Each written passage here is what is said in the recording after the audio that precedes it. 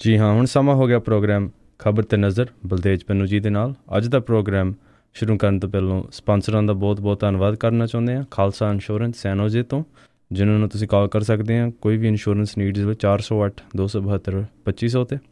ਅਤੇ ਗੁਰਦੀਪ ਸਿੰਘ ਬਿਰਦੀ ਕਲੋਵਿਸ ਤੋਂ, ਇਸ਼ਾਨਜੀਤ Singh Kaloti Yuba city ਤੋਂ, ਸਤਨਾਮ ਸਿੰਘ ਸ਼ੇਰਗਿੱਲ ਸੈਲਮਾ ਤੋਂ, ਬਹਾਦਰ ਸਿੰਘ ਗਿੱਲ ਜੀ ਫਾਊਲਰ ਤੋਂ, ਰਣਵੀਰ ਸਿੰਘ ਰਾਣਾ ਜੀ ਬੇਕਰਸਫੀਲਡ ਤੋਂ, ਅਤੇ ਗੁਰਬੀਰ ਸਿੰਘ ਬਰਾੜ ਫਰੈਜ਼ਨੋ ਤੋਂ। ਅਤੇ ਸ਼ਿਕਾਗੋ ਪੀਜ਼ਾ ਵਿਦ ਟਵਿਸਟ, ਜਿਹੜੇ ਹਰ ਤਰ੍ਹਾਂ ਦੇ ਵੈਜੀ ਅਤੇ non veg Indian style pizza order ਕਰ ਸਕਦੇ ਹੋ। ਇਹਨਾਂ ਦਾ ਸਵਾਦ ਵੀ ਲੈ ਸਕਦੇ ਹੋ। ਔਡਰ ਕਰਨ ਲਈ ਵਿਜ਼ਿਟ ਕਰੋ chicagopizzatwist.com ਅਤੇ ਔਨਲਾਈਨ ਤੁਹਾਨੂੰ 15% ਆਫ ਮਿਲੂਗਾ ਕੂਪਨ ਕੋਡ 1313 ਦੇ ਨਾਲ। ਸਪਾਂਸਰਾਂ ਦਾ ਧੰਨਵਾਦ ਕਰਦੇ ਅਤੇ ਹੁਣ ਬਲਤੇਜ ਪੰਨੂ ਜੀ ਨੂੰ ਸਵਾਗਤ ਕਰਦੇ ਹਾਂ। ਬਲਤੇਜ ਪੰਨੂ ਜੀ, ਸਤਿ ਸ਼੍ਰੀ ਅਕਾਲ ਜੀ। ਆਇਆਂ ਨੂੰ ਜੀ। ਸਤਿ ਸ਼੍ਰੀ ਅਕਾਲ, ਬਹੁਤ ਮਿਹਰਬਾਨੀ। ਔਰ ਅੱਜ ਦੇ ਨਿਗਾਹ ਮਾਰਦੇ ਆ ਜੀ, ਜੋ ਕੁਛ ਕਾਫੀ ਉਥਲ ਪੁਥਲ ਜਿਹੜੀ ਆ ਉਹ ਜਾਰੀ ਹੈ ਪੰਜਾਬ ਦੀ ਸਿਆਸਤ ਦੇ ਵਿੱਚ ਕਈ ਪੁਆਇੰਟ ਆਫ ਵਿਊ ਤੋਂ, ਖਾਸ ਤੌਰ ਦੇ ਉੱਤੇ ਅਕਾਲੀ ਦਲ ਦੇ ਵਿੱਚ ਜੋ ਕੁਛ ਚੱਲ ਰਿਹਾ।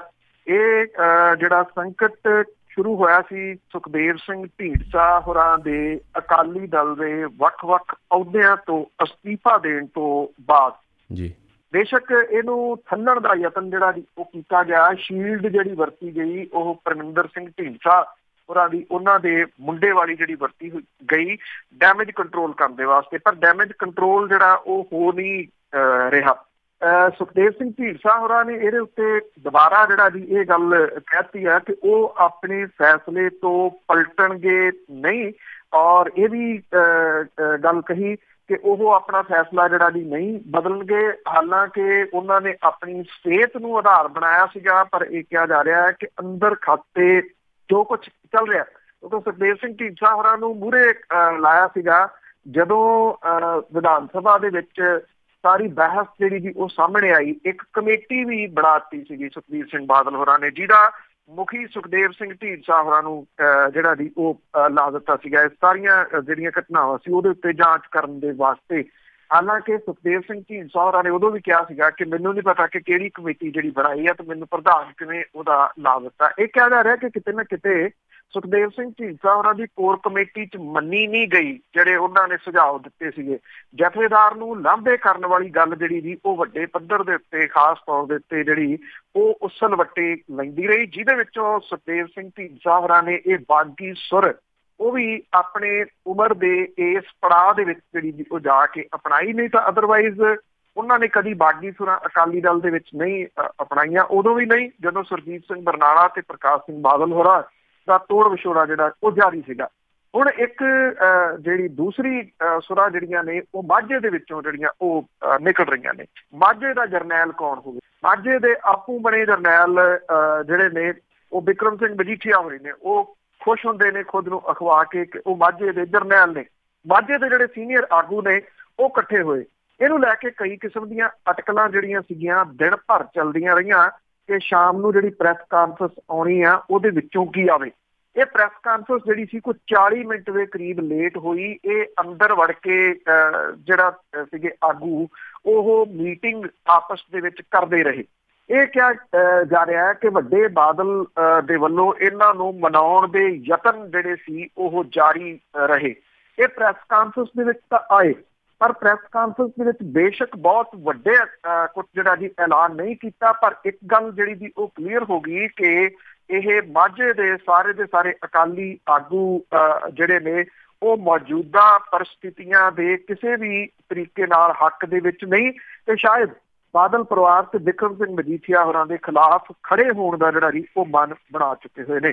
ਇਹਦੇ ਵਿੱਚ ਰਣਜੀਤ ਸਿੰਘ ਬ੍ਰਹਮਪੁਰਾ ਜਿਹੜੇ ਖਡੂਰ ਸਾਹਿਬ ਤੋਂ ਮੈਂਬਰ ਪਾਰਲੀਮੈਂਟ ਨੇ, ਡਾਕਟਰ ਰਤਨ ਸਿੰਘ ਅਜਨਾਲਾ, ਸੇਵਾ ਸਿੰਘ ਸੇਖਵਾ, ਬ੍ਰਹਮਪੁਰਾ ਦਾ ਸਾਬਕਾ ਵਿਧਾਇਕ ਮੁੰਡਾ ਜਿਹੜਾ ਜੀ ਉਹ ਸ਼ਾਮਲ ਹੈ, ਸਾਬਕਾ ਵਿਧਾਇਕ ਮਨਮੋਹਨ ਸਿੰਘ ਸਠਿਆਲਾ, ਅਮਰਪਾਲ ਸਿੰਘ ਬੋਨੀ ਜਿਹੜੇ ਜੀ ਇਹ ਸਾਰੇ ਸ਼ਾਮਲ ਨੇ। ਇਹਨਾਂ ਨੇ ਇਹ ਗੱਲ ਕਹੀ ਕਿ ਅਕਾਲੀ ਦਲ ਦੇ ਵਿੱਚ, ਸ਼੍ਰੋਮਣੀ ਗੁਰਦੁਆਰਾ ਪ੍ਰਬੰਧਕ ਕਮੇਟੀ ਦੇ ਵਿੱਚ, ਅਕਾਲ ਤਖਤ ਦੇ ਵਿੱਚ ਸਭ ਕੁਝ ਅੱਛਾ ਨਹੀਂ ਗਾ। ਉਹਨਾਂ ਨੇ ਕਿਹਾ ਕਿ ਪੰਥਕ ਜਮਾਤਾਂ ਦੇ ਵਿੱਚ ਆਈਆਂ ਊਣਤਾਈਆਂ ਨੂੰ ਦੂਰ ਕਰਨ ਦੀ ਜਿਹੜੀ ਆ ਜੀ ਉਹ ਲੋੜ ਹੈ। ਇਹਨਾਂ ਨੇ ਇਹ ਵੀ ਗੱਲ ਜਿਹੜੀ ਦੀ ਕਹੀ ਕਿ ਜਿਹੜੇ ਸੇਵਾ ਸਿੰਘ ਸੇਖਵਾਂ ਸੀ, ਖਾਸ ਤੌਰ ਦੇ ਉੱਤੇ ਉਹਨਾਂ ਦੀ ਸੁਰ ਜਿਹੜੀ ਸੀਗੀ ਉਹ ਕਿਤੇ ਨਾ ਕਿਤੇ ਤਿੱਖੀ ਰਹੀ। ਉਹਨਾਂ ਨੇ ਕਿਹਾ ਕਿ ਪ੍ਰਧਾਨ ਜਿਹੜੇ ਆ ਉਹ ਅਕਾਲੀ ਦਲ ਦੇ ਆਉਂਦੇ ਜਾਂਦੇ ਰਹਿਣਗੇ, ਲੀਡਰ ਆਉਂਦੇ ਜਾਂਦੇ ਜਿਹੜੇ ਉਹ ਰਹਿਣਗੇ, ਇਹਦੇ ਨਾਲ ਕੋਈ ਬਹੁਤਾ ਫਰਕ ਨਹੀਂ ਪੈਂਦਾ, ਉਹ ਅਕਾਲੀ ਦਲ ਦੇ ਨਾਲ ਜਿਹੜਾ ਉਹ ਖੜੇ ਨੇ, ਨਾ ਕਿ ਕਿਸੇ ਵਿਅਕਤੀ ਵਿਸ਼ੇਸ਼ ਜਾਂ ਵਿਸ਼ੇਸ਼ ਜਿਹੜਾ ਉਹ ਪਰਿਵਾਰ ਦੇ ਨਾਲ ਜਿਹੜੇ ਉਹ ਖੜੇ ਨੇ।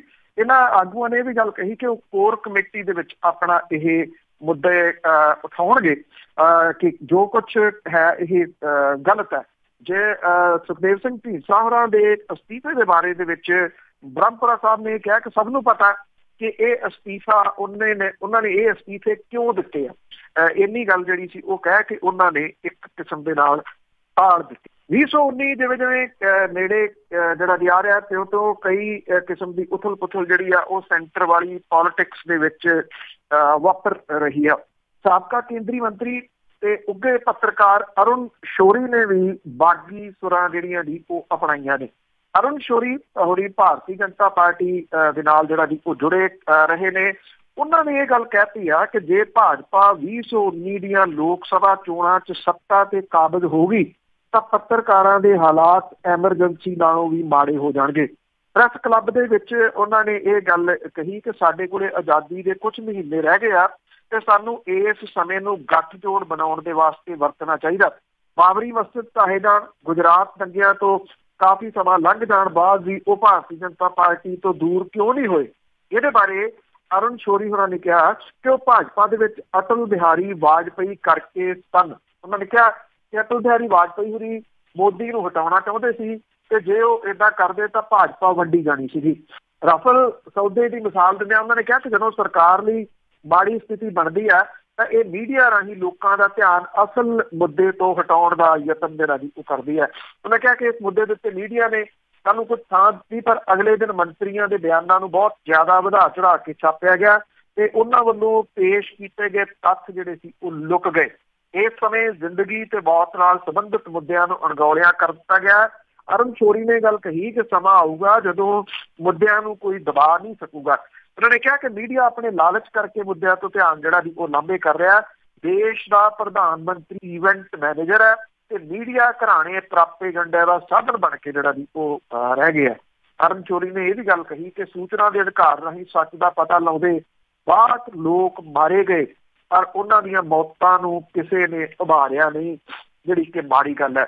ਅਰੁਣ ਸ਼ੌਰੀ ਵਰਗੇ ਸੀਨੀਅਰ ਵਿਅਕਤੀ ਦਾ ਭਾਰਤੀ ਜਨਤਾ ਪਾਰਟੀ ਦੇ ਖਿਲਾਫ ਕਿਉਂ ਉੱਠ ਕੇ ਜਿਹੜਾ ਜੀ ਉਹ ਖੜ ਜਾਣਾ, ਇਹ ਕਈ ਸਵਾਲ ਜਿਹੜੇ ਆ ਜੀ ਉਹ ਖੜੇ ਕਰ ਰਿਹਾ ਕਿਉਂਕਿ ਜਿਹੜੇ ਕਿਹਾ ਜਾਂਦਾ ਮੋਦੀ ਵਿਰੋਧੀ ਧੜਾ ਹੈ ਉਹ ਹੁਣ ਹੌਲੀ ਹੌਲੀ ਜਿਹੜਾ ਜੀ ਉਹ ਬੋਲੂਗਾ। ਸ਼ਾਇਦ ਇਹਦੀ ਸ਼ੁਰੂਆਤ ਅਰੁਣ ਸ਼ੌਰੀ ਨੇ ਕਿਤੇ ਨਾ ਕਿਤੇ ਜਿਹੜੀ ਉਹ ਕੀਤੀ ਆ।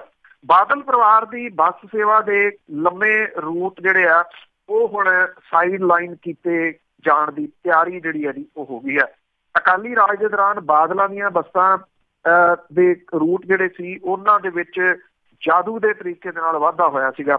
ਜਿਵੇਂ ਜਿਵੇਂ ਵੱਡਿਆਂ ਦੇ ਬੱਸ ਰੂਟ ਫੈਲਦੇ ਗਏ, ਜਨਤਕ ਟਰਾਂਸਪੋਰਟ ਜਿਹੜੀ ਸੀ ਉਹ ਸੁੰਗੜਦੀ ਗਈ, ਉਹਦੀ ਕਮਾਈ ਸੁੰਗੜਦੀ ਗਈ।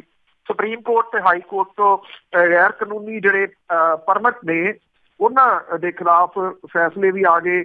ਕੈਪਟਨ ਸਰਕਾਰ ਦੀ ਨਵੀਂ ਟਰਾਂਸਪੋਰਟ ਨੀਤੀ 1.5 ਵਰ੍ਹੇ ਤੋਂ ਕਿਸੇ ਤਣ ਪੱਤਣ ਨਹੀਂ ਲੱਗ ਰਹੀ। ਹੁਣ ਜਦੋਂ ਹਾਈ ਕੋਰਟ ਦੇ ਵਿੱਚ ਅਗਲੀ ਪੇਸ਼ਗੀ 10 ਅਕਤੂਬਰ ਨੂੰ ਹੈ ਤਾਂ ਉਦੋਂ ਪਹਿਲਾਂ ਟਰਾਂਸਪੋਰਟ ਮਹਿਕਮਾ ਵੱਡਿਆਂ ਦੀ ਗੱਡੀ ਸੜਕ ਤੋਂ ਭੁੱਜੇ ਲਾਉਣ ਦੇ ਰਾਹ ਜਿਹੜਾ ਜੀ ਉਹ ਪੈ ਗਿਆ। ਜੇ ਇਹ ਗੱਲ ਸਿਰੇ ਲੱਗੀ ਤਾਂ ਸਭ ਤੋਂ ਵੱਡੀ ਸੱਟ ਬਾਦਲਾਂ ਦੀਆਂ ਬੱਸ ਕੰਪਨੀਆਂ ਨੂੰ ਵੱਜੂਗੀ। ਜਿਹੜੇ ਪ੍ਰਮੁੱਖ ਟਰਾਂਸਪੋਰਟ ਸੈਕਟਰੀ ਆ ਉਹਨੇ 25 ਸਤੰਬਰ ਨੂੰ ਇੱਕ ਮੀਟਿੰਗ ਜਿਹੜੀ ਹੈ ਜੀ ਉਹ ਕੀਤੀ ਆ ਜਿਹਦੇ ਵਿੱਚ ਫੈਸਲਾ ਲਿਆ ਗਿਆ ਕਿ ਜਿਹੜੇ ਨਵੇਂ ਸਾਂਝੇ ਟਾਈਮ ਟੇਬਲ ਬਣ ਗਏ ਉਹਨਾਂ ਦੇ ਵਿੱਚ ਗੈਰ ਕਾਨੂੰਨੀ ਤੌਰ ਦੇ ਉੱਤੇ ਵਧਾਏ ਬੱਸ ਰੂਟਾਂ ਤੇ ਪਰਮਿਟਾਂ ਨੂੰ ਆਊਟ ਕੀਤਾ ਜਾਣਾ। ਇਹਦੇ ਤੋਂ ਸਾਫ਼ ਹੈ ਕਿ ਔਰਬਿਟ ਤੇ ਡੱਬ ਵਾਲੀ ਬੱਸ ਕੰਪਨੀ ਦੇ ਕਰੀਬ 50% ਲੰਬੇ ਵਾਲੇ ਰੂਟ ਉੱਡ ਜਾਣਗੇ ਔਰ ਪੰਜਾਬ ਭਰ ਦੇ ਵਿੱਚ ਰੀਜਨਲ ਟਰਾਂਸਪੋਰਟ ਅਥਾਰਟੀ ਨੇ ਗੈਰ ਕਾਨੂੰਨੀ ਐਲਾਨੇ ਕਰੀਬ 7531 ਪਰਮਿਟਾਂ ਨੂੰ ਕੈਂਸਲ ਕਰਨ ਦੇ ਵਾਸਤੇ ਨੋਟਿਸ ਜਾਰੀ ਕਰਨ ਦੀ ਪ੍ਰਕਿਰਿਆ ਸ਼ੁਰੂ ਕੀਤੀ ਹੈ, ਜਿਹੜੀ ਕਿ ਕਰੀਬ 100 ਬੱਸ ਕੰਪਨੀਆਂ ਦੇ ਨੇ। ਹੁਣ ਤੱਕ ਪ੍ਰਕਿਰਿਆ ਜਿਹੜੀ ਹੈ ਜੀ ਬਹੁਤ ਹੌਲੀ ਚੱਲਦੀ ਰਹੀ ਆ। ਹਾਈ ਕੋਰਟ ਦੇ ਡੰਡੇ ਕਰਕੇ ਟਰਾਂਸਪੋਰਟ ਅਫਸਰ ਜਿਹੜੇ ਆ ਜੀ ਉਹ ਹੁਣ ਅੱਗੇ ਵਧੇ ਆ। ਟਰਾਂਸਪੋਰਟ ਵਿਭਾਗ ਨੇ 684 ਪਰਮਿਟ ਕੈਂਸਲ ਕਰਨੇ ਆ ਤੇ ਜਿਨ੍ਹਾਂ ਰੂਟ ਪਰਮਿਟ ਦੇ ਉੱਤੇ 1840 ਵਾਧੇ ਹੋਏ ਆ ਇਹਦੇ ਵਿੱਚ 50% ਵਾਧੇ ਇਕੱਲੇ ਬਾਦਲ ਪਰਿਵਾਰ ਦੀਆਂ ਬੱਸ ਕੰਪਨੀਆਂ ਦੇ ਆ। ਰੀਜਨਲ ਟਰਾਂਸਪੋਰਟ ਅਥਾਰਟੀ ਪਟਿਆਲਾ ਨੇ ਜਿਹੜਾ 26 ਸਤੰਬਰ ਨੂੰ PRTC ਤੇ ਪੰਜਾਬ ਰੋਡਵੇਜ਼ ਦੇ 9 ਡਿਪੂਆਂ ਦੇ ਜਨਰਲ ਮੈਨੇਜਰ ਨੂੰ ਚਿੱਠੀ ਲਿਖੀ ਆ ਕਿ ਨਵੇਂ ਸਾਂਝੇ ਟਾਈਮ ਟੇਬਲ ਬਣਨੇ ਆ, ਉਹਦੇ ਵਿੱਚ ਸਿਰਫ ਉਹਨਾਂ ਪਰਮਿਟਾਂ ਨੂੰ ਜਗ੍ਹਾ ਦਿੱਤੀ ਜਾਵੇ ਜਿਨ੍ਹਾਂ ਦੀ ਐਕਸਟੈਂਸ਼ਨ 1 ਵਾਰ ਤੋਂ ਵੱਧ 24 ਕਿਲੋਮੀਟਰ ਜਿਹੜੀ ਸੀ ਉਹ ਨਾ ਹੋਈ ਹੋਵੇ। ਟਰਾਂਸਪੋਰਟ ਵਿਭਾਗ ਨੇ ਨਵੇਂ ਸਾਂਝੇ ਟਾਈਮ ਟੇਬਲ ਬਣਾਉਣ ਦੇ ਅਧਿਕਾਰ PRTC ਦੇ ਟਾਈਮ ਟੇਬਲ ਇੰਸਪੈਕਟਰ ਨੂੰ ਦਿੱਤੇ ਆ। ਔਰ ਟਾਈਮ ਟੇਬਲ ਇੰਸਪੈਕਟਰ ਜਿਹੜਾ ਜੀ ਉਹ ਇਹ ਸਮਾਂ ਜਿਹੜਾ ਜੀ ਉਹ ਫਰੇਮ ਕਰੂਗਾ, ਟਰਾਂਸਪੋਰਟ ਵਿਭਾਗ ਉਹਨੂੰ ਅਪਰੂਵ ਕਰੂਗਾ। ਦੇਖਿਆ ਜਾਵੇ ਤਾਂ ਬਾਦਲਾਂ ਦੇ ਕੋਲੇ ਵਧਾਏ ਰੂਟਾਂ ਦਾ ਨਮੂਨਾ ਜਿਹੜਾ ਜੀ ਉਹ ਕਿੰਨਾ ਕੁ ਹੈ ਕਿ ਇੱਕ ਘਰਾਣੇ ਦੇ ਕੋਲੇ ਮੂਲ ਰੂਪ ਪਰਮਿਟ ਨਾਭਾ ਤੋਂ ਪਟਿਆਲਾ ਸੀਗਾ, ਜਿਹੜਾ ਕਿ ਹੁਣ ਵਧਾ ਕੇ ਬਠਿੰਡਾ ਤੋਂ ਪਟਿਆਲਾ ਜਿਹੜਾ ਜੀ ਹੋ ਗਿਆ। ਕਿੱਥੇ ਨਾਭਾ ਤੇ ਪਟਿਆਲਾ ਜਿਹਦਾ ਡਿਸਟੈਂਸ ਆਪਸ ਦੇ ਵਿੱਚ 17-18 ਕਿਲੋਮੀਟਰ ਹੈ, ਇਹ ਵੱਧ ਕੇ ਬਠਿੰਡੇ ਤੋਂ ਪਟਿਆਲੇ ਤੱਕ ਹੋ ਗਿਆ। ਜਲਾਲਾਬਾਦ ਤੋਂ ਸੁਨਾਮ ਵਾਲਾ ਵਾਧੇ ਦੇ ਮਗਰੋਂ ਮੁਕਤਸਰ ਸਾਹਿਬ ਤੋਂ ਲੁਧਿਆਣੇ ਦਾ ਹੋ ਗਿਆ। ਸੰਗਰੂਰ ਤੋਂ ਪਟਿਆਲਾ ਵਾਲਾ ਰੂਟ ਜਿਹੜਾ ਸੀਗਾ ਉਹ ਪਟਿਆਲਾ ਤੋਂ ਬਠਿੰਡਾ ਹੋ ਗਿਆ। ਪਟਿਆਲੇ ਤੋਂ ਚੰਨੂ ਵਾਲਾ ਰੂਟ ਜਿਹੜਾ ਸੀ ਅਬੋਹਰ ਤੋਂ ਪਟਿਆਲਾ ਤੱਕ ਹੋ ਗਿਆ। ਔਰ ਬਠਿੰਡਾ ਨਵਾਂ ਸ਼ਹਿਰ ਰੂਟ ਫਾਜ਼ਿਲਕਾ ਤੋਂ ਨੰਗਲ ਡੈਮ ਤੱਕ ਹੋ ਗਿਆ। ਨਵੀਂ ਟਰਾਂਸਪੋਰਟ ਨੀਤੀ ਦੇ ਅਮਲ ਦੇ ਵਿੱਚ ਆਉਣ ਤੋਂ ਬਾਅਦ ਕਰੀਬ 6700 ਮਿੰਨੀ ਬੱਸਾਂ ਦੇ ਰਾਹ ਵੀ ਬੰਦ ਹੋ ਜਾਣੇ ਆ ਜੀ। ਔਰਬਿਟ ਤੇ ਡੱਬ ਵਾਲੀ ਬੱਸ ਕੰਪਨੀ ਦੇ ਲੁਧਿਆਣਾ, ਜਲੰਧਰ ਤੇ ਸੰਗਰੂਰ ਦੇ ਵਾਸਤੇ 34 ਰੂਟ ਬਠਿੰਡਾ ਤੋਂ ਚੱਲਦੇ ਆ ਔਰ ਪਟਿਆਲਾ ਚੰਡੀਗੜ੍ਹ ਦੇ ਰੂਟ ਵੱਖਰੇ ਆ। PRTC ਦੇ ਕੋਲੇ ਇਸ ਵੇਲੇ ਕਰੀਬ 1150 ਤੇ ਪੰਜਾਬ ਰੋਡਵੇਜ਼ ਦੇ ਕੋਲੇ 1800 ਬੱਸਾਂ ਨੇ। ਦੇਖਦੇ ਆ ਜੀ ਕਿ ਇਹ ਇੰਪਲੀਮੈਂਟ ਜਿਹੜਾ ਜੀ ਉਹ ਅਦਾਲਤ ਦੇ ਡੰਡੇ ਤੱਕ ਸੀਮਿਤ ਰਹਿੰਦਾ ਜਾਂ ਉਸ ਤੋਂ ਬਾਅਦ ਵੀ ਜਿਹੜਾ ਜੀ ਉਹ ਚੱਲਦਾ। ਇਸ ਵੇਲੇ ਚਰਚਿਤ ਪੰਜਾਬੀ ਲੇਖਕ ਸੁਰਜੀਤ ਗੱਗ ਹੋਰੀ, ਜਿਨ੍ਹਾਂ ਦੇ ਉੱਤੇ ਕੁਝ ਸਮਾਂ ਪਹਿਲਾਂ ਜਿਹੜਾ ਧਾਰਮਿਕ ਭਾਵਨਾਵਾਂ ਭੜਕਾਉਣ ਦਾ ਮਾਮਲਾ ਵੀ ਦਰਜ ਕੀਤਾ ਗਿਆ ਸੀਗਾ, ਉਹਨਾਂ ਦੇ ਉੱਤੇ ਜਾਨਲੇਵਾ ਹਮਲਾ ਕੀਤਾ ਗਿਆ। ਸੁਰਜੀਤ ਗੱਗ ਹੋਰਾਂ ਦੇ ਉੱਤੇ 2 ਜਿਹੜੇ ਬੰਦੇ ਸੀ ਉਹਨਾਂ ਨੇ ਹਮਲਾ ਕੀਤਾ। ਅਨੰਦਪੁਰ ਸਾਹਿਬ ਨੰਗਲ ਮਾਰਗ ਦੇ ਉੱਤੇ ਉਹ ਜਿਹੜਾ ਖੜੇ ਸੀਗੇ ਤੇ ਹਮਲੇ ਦੇ ਦੌਰਾਨ ਸੁਰਜੀਤ ਗੱਗ ਦੇ ਮੱਥੇ ਦੇ ਉੱਤੇ ਸੱਟ ਜਿਹੜੀ ਹੈ ਜੀ ਉਹ ਲੱਗੀ ਆ। ਇਸ ਵੇਲੇ ਭਾਈ ਜੈਤਾ ਜੀ ਹਸਪੀਟਲ ਦੇ ਵਿੱਚ ਉਹ ਦਾਖਲ ਹੈ। ਇਹ ਦੱਸਿਆ ਜਾ ਰਿਹਾ ਕਿ ਪਿੰਡ ਦਾ ਇੱਕ ਜਿਹੜਾ ਜੀ ਵਿਅਕਤੀ ਸ਼ਾਮਲ ਸੀਗਾ, ਉਹਦੇ ਨਾਲ ਹੋਰ ਜਾਣਾ ਸੀ ਜਿਨ੍ਹਾਂ ਨੇ ਮੋਟਰਸਾਈਕਲ ਦੇ ਉੱਤੇ ਆਏ ਤੇ ਉਹਦੇ ਨਾਲ ਕੁੱਟਮਾਰ ਜਿਹੜੀ ਸੀ ਉਹ ਕਰਨੀ ਸ਼ੁਰੂ ਕਰ ਦਿੱਤੀ। ਉਹ ਬੱਸ ਅੱਡੇ ਵੱਲ ਨੂੰ ਭੱਜ ਕੇ ਜਿਹੜਾ ਜੀ ਗਿਆ, ਪਰ ਇਹ ਮਗਰ ਹੀ ਜਿਹੜਾ ਜੀ ਉਹਦੇ ਗਏ ਔਰ ਉਹਦੇ ਸਿਰ ਦੇ ਵਿੱਚ ਵੀ ਸੱਟ ਜਿਹੜੀ ਹੈ ਜੀ ਉਹ ਲੱਗੀ ਦੱਸੀ ਜਾਂਦੀ ਹੈ। ਜ਼ਖਮੀ ਹਾਲਤ ਦੇ ਵਿੱਚ ਉਹ ਪੁਲਿਸ ਚੌਂਕੀ ਜਿਹੜਾ ਪਹੁੰਚਿਆ। ਪੁਲਿਸ ਵਾਲਿਆਂ ਨੇ ਉਹਨੂੰ ਹਸਪੀਟਲ ਦੇ ਵਿੱਚ ਦਾਖਲ ਜਿਹੜਾ ਉਹ ਕਰਵਾਇਆ। ਜਿਹੜੇ 2 ਜਾਣਿਆਂ ਦੇ ਖਿਲਾਫ ਜਿਹੜਾ ਜੀ ਮਾਮਲਾ ਦਰਜ ਕਰ ਲਿਆ ਗਿਆ। ਇਹ ਕਿਹਾ ਗਿਆ ਕਿ ਇਹਦੇ ਵਿੱਚ ਯਾਦਵਿੰਦਰ ਯਾਦੀ ਜਿਹੜਾ ਜੀ ਇੱਕ ਸ਼ਾਮਲ ਹੈ। ਇਹ ਅਕਾਲੀ ਦਲ ਦਾ ਸਿਰਕਰਦਾ ਮੈਂਬਰ ਜਿਹੜਾ ਜੀ ਉਹ ਦੱਸਿਆ ਜਾਂਦਾ। ਔਰ ਜਦੋਂ ਜੇਲ੍ਹ ਦੇ ਵਿੱਚ ਸੁਰਜੀਤ ਗੱਗ ਸੀ ਕੇਸ ਦੇ ਮਾਮਲੇ 'ਚ, ਉਦੋਂ ਜੇਲ੍ਹ ਦੇ ਵਿੱਚ ਜਿਹੜਾ ਹਮਲਾ ਹੋਇਆ ਸੀ ਉਦੋਂ ਵੀ ਇਸੇ ਹੀ ਵਿਅਕਤੀ ਨੇ ਇਹ ਹਮਲਾ ਕੀਤਾ ਸੀਗਾ, ਜਿਹਨੇ ਹੁਣ ਹਮਲਾ ਸੁਰਜੀਤ ਗੱਗ ਦੇ ਉੱਤੇ ਕੀਤਾ। ਅਜੇ ਤੱਕ ਕਿਸੇ ਗ੍ਰਿਫਤਾਰੀ ਦੀ ਕੋਈ ਖਬਰ ਜਿਹੜੀ ਆ ਜੀ ਉਹ ਨਹੀਂ ਆਈ। ਸੁਖਦੇਵ ਸਿੰਘ ਢੀਂਡਸਾ ਹੋਰਾਂ ਦੇ ਅਸਤੀਫਾ ਦੇਣ ਤੋਂ ਬਾਅਦ ਨਾ ਸਿਰਫ ਸੰਗਰੂਰ ਦੀ ਸਿਆਸਤ ਜਿਹੜੀ ਹੈ ਜੀ ਉਹ ਉਸਲਵੱਟੇ ਲੈ ਰਹੀ ਹੈ, ਬਲਕਿ ਪੰਜਾਬ ਦੀ ਸਿਆਸਤ ਦੇ ਵਿੱਚ ਵੀ ਕਈ ਕੁਝ ਜਿਹੜਾ ਜੀ ਉਹ ਵੇਖਣ ਸੁਣਨ ਨੂੰ ਮਿਲ ਰਿਹਾ।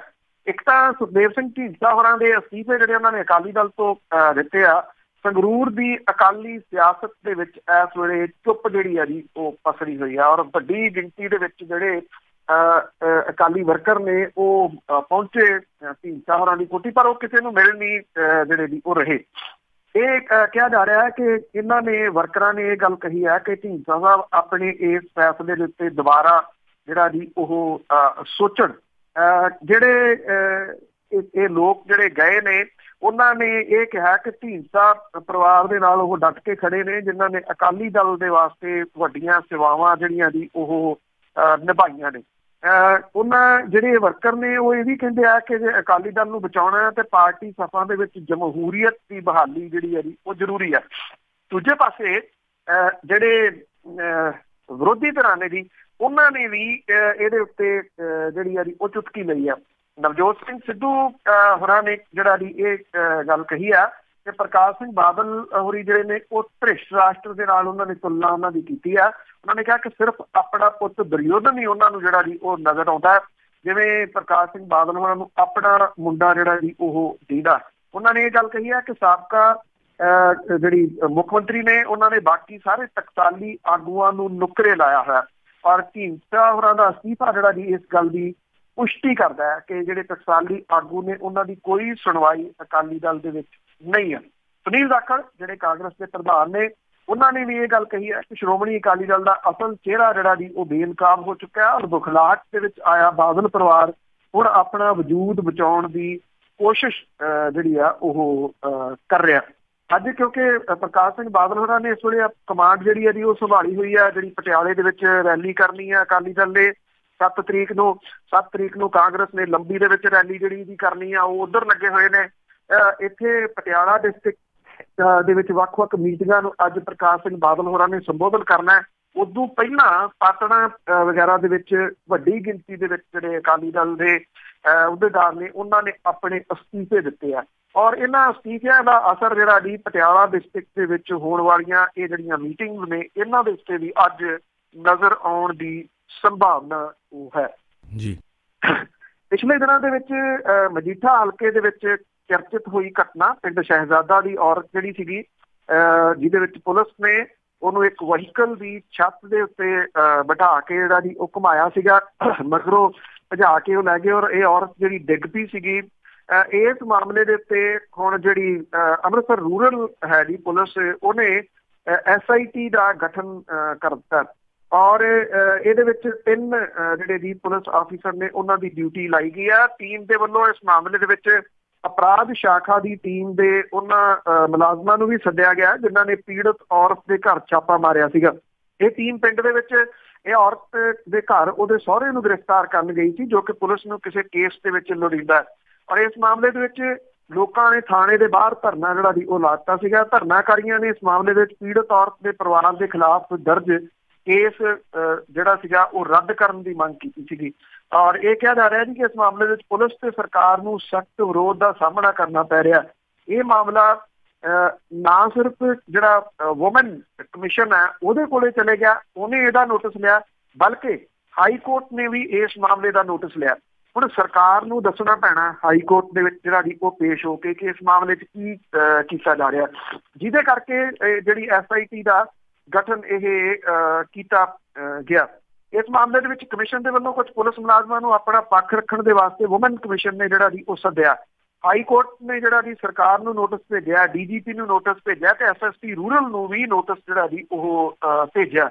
SSP ਜਿਹੜੇ ਰੂਰਲ ਨੇ ਉਹ ਕਹਿੰਦੇ ਆ ਕਿ ਪੀੜਤ ਪਰਿਵਾਰ ਦੇ ਵੱਲੋਂ ਲਾਏ ਜਿਹੜੇ ਦੋਸ਼ ਆ ਉਹਦੀ ਜਾਂਚ ਕੀਤੀ ਜਾਊਗੀ ਔਰ ਜਿਹੜੇ ਟੀਮ ਦੇ ਮੈਂਬਰ ਨੇ ਉਹਨਾਂ ਦੇ ਬਿਆਨ ਵੀ ਇਹਦੇ ਵਿੱਚ ਜਿਹੜੇ ਆ ਉਹ ਲਿਖੇ ਜਾਣਗੇ। ਇਸ ਮਾਮਲੇ ਦੇ ਵਿੱਚ ਅਣਪਛਾਤੀ ਪੁਲਿਸ ਕਰਮਚਾਰੀਆਂ ਦੇ ਖਿਲਾਫ ਜਿਹੜਾ ਜੀ ਉਹ ਕੇਸ ਪਹਿਲਾਂ ਹੀ ਦਰਜ ਕੀਤਾ ਜਾ ਚੁੱਕਿਆ। ਜਦੋਂ ਇੱਕ ਪਾਸੇ ਜਿਹੜੀ ਪਛਾਤੀ ਪੁਲਿਸ ਹੈ, ਜਿਹੜੇ ਇੰਸਪੈਕਟਰ ਹੈ ਉਹ ਮਾਮਲਾ ਦਰਜ ਕਰਵਾ ਰਹੇ ਸੀ ਔਰਤ ਦੇ ਉੱਤੇ ਆਪਣੇ ਬਾਈ ਮੇਲ, ਤੇ ਦੂਜੇ ਪਾਸੇ ਜਿਹੜਾ ਮਾਮਲਾ ਦਰਜ ਕੀਤਾ ਗਿਆ ਉਹ ਅਣਪਛਾਤੀ ਪੁਲਿਸ ਦੇ ਉੱਤੇ ਜਿਹੜਾ ਸੀ ਉਹ ਕੀਤਾ ਗਿਆ। ਤੋ ਦੇਖਦੇ ਹਾਂ SIT ਜਿਹੜੀ ਹੈ ਜੀ ਉਹ ਕਿਸ ਪਾਸੇ ਵੱਲ ਨੂੰ ਜਾਂਦੀ ਹੈ। ਅਕਾਲ ਤਖਤ ਤੇ ਜਥੇਦਾਰ ਦੀਆਂ ਜਿਹੜੀਆਂ ਮੁਸ਼ਕਲਾਂ ਨੇ ਉਹ ਦਿਨ ਬ ਦਿਨ ਵੱਧਦੀਆਂ ਜਿਹੜੀਆਂ ਜੀ ਉਹ ਤੁਰੀਆਂ ਜਾ ਰਹੀਆਂ ਨੇ। ਉਹ ਆਪਣੇ ਅਹੁਦੇ ਦੇ ਨਾਲ ਚਿਪਕੇ ਹੋਏ ਆ, ਉਹ ਅਹੁਦਾ ਨਹੀਂ ਛੱਡਣਾ ਚਾਹੁੰਦੇ। ਇਹ ਵੀ ਪਤਾ ਲੱਗਾ ਹੈ ਕਿ ਅਕਾਲੀ ਦਲ ਉਹਨਾਂ ਨੂੰ ਉਹਨਾਂ ਦੇ ਅਹੁਦੇ ਤੋਂ ਲਾਂਭੇ ਕਰਨਾ ਚਾਹੁੰਦਾ ਸੀਗਾ, ਜਿੱਥੋਂ ਇਹ ਸਾਰਾ ਕੁਛ ਢੀਂਡਸਾ ਹੋਰਾਂ ਦਾ ਅਸਤੀਫਾ ਤੇ ਦੂਜਾ ਤੀਜਾ ਜਿਹੜਾ ਜੀ ਉਹ ਨਿਕਲਿਆ। ਜਦੋਂ ਉਹ ਪਿਛਲੇ ਦਿਨੀ ਚੁੱਪ ਕੀਤੇ ਵਿਦੇਸ਼ 'ਚ ਗਏ, ਉੱਥੋਂ ਵਾਪਸ ਆਏ ਤਾਂ ਉਹਨਾਂ ਦੇ ਉੱਤੇ ਅਸਤੀਫੇ ਦਾ ਦਬਾਅ ਸੀ। ਔਰ ਇਹ ਕਿਹਾ ਜਾ ਰਿਹਾ ਕਿ ਗੁਰਬਚਨ ਸਿੰਘ ਹੋਰਾਂ ਨੇ ਅਕਾਲੀ ਦਲ ਦੇ ਲੀਡਰਾਂ ਤੱਕ ਇਹ ਗੱਲ ਪਹੁੰਚਾਤੀ ਕਿ ਜੇ ਜਬਰੀ ਲਾਇਆ ਤੇ ਫਿਰ ਮੇਰੇ ਕੋਲੇ ਬਥੇਰਾ ਕੁਛ ਹੈ, ਉਹ ਮੈਂ ਸਾਰਾ ਕੁਛ ਜਿਹੜਾ ਜੀ ਉਹ ਕੱਢੂਗਾ। ਹੁਣ ਜਿਹੜਾ ਇਹ ਦਬਾਅ ਆ ਇਹ ਵੱਖਰੀ ਕਿਸਮ ਦਾ ਸਾਈਡਾਂ ਤੋਂ ਜਿਹੜਾ ਜੀ ਉਹ ਪੈਣਾ ਸ਼ੁਰੂ ਹੋ ਗਿਆ।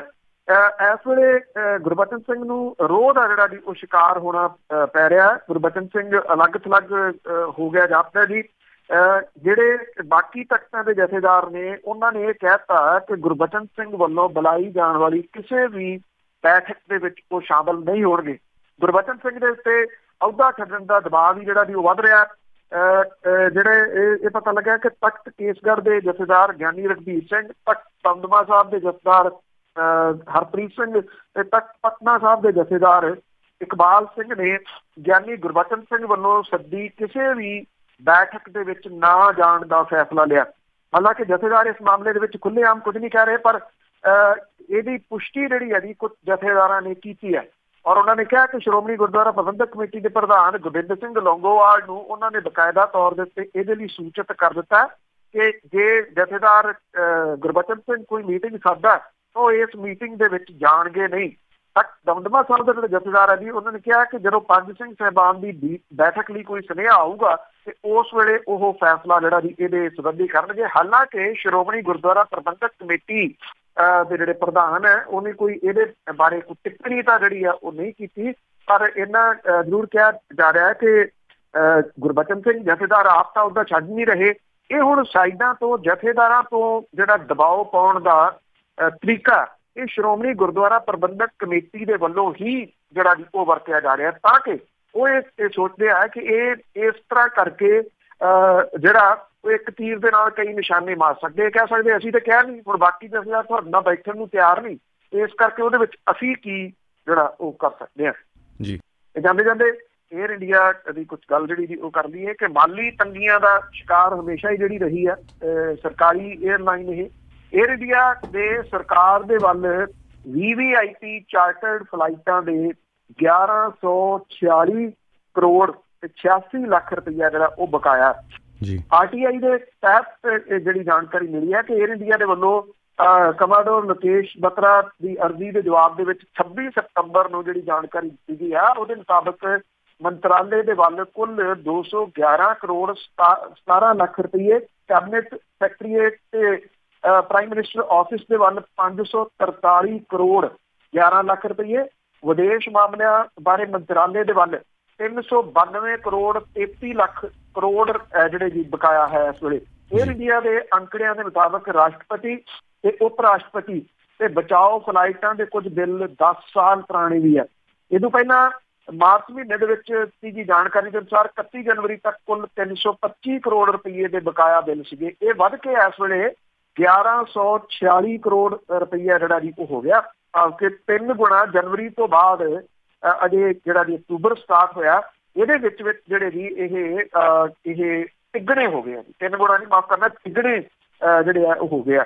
ਰਾਸ਼ਟਰਪਤੀ, ਉਪ ਰਾਸ਼ਟਰਪਤੀ, ਪ੍ਰਧਾਨ ਮੰਤਰੀ ਦੇ ਵਿਦੇਸ਼ ਦੌਰਿਆਂ ਦੇ ਵਾਸਤੇ ਚਾਰਟਰਡ ਹਵਾਈ ਜਹਾਜ਼ ਏਅਰ ਇੰਡੀਆ ਦੇ ਵੱਲੋਂ ਮੁਹੱਈਆ ਕਰਵਾਏ ਜਾਂਦੇ ਆ, ਜਿਹੜੇ ਕਿ ਆਪਣੇ ਕਮਰਸ਼ੀਅਲ ਜਹਾਜ਼ਾਂ ਦੇ ਵਿੱਚ ਦੌਰਾ ਕਰਨ ਵਾਲੀਆਂ ਸ਼ਖਸੀਅਤਾਂ ਦੀ ਲੋੜਾਂ ਦੇ ਮੁਤਾਬਕ ਫੇਰ ਬਦਲ ਜਿਹੜਾ ਜੀ ਉਹ ਕੀਤਾ ਜਾਂਦਾ।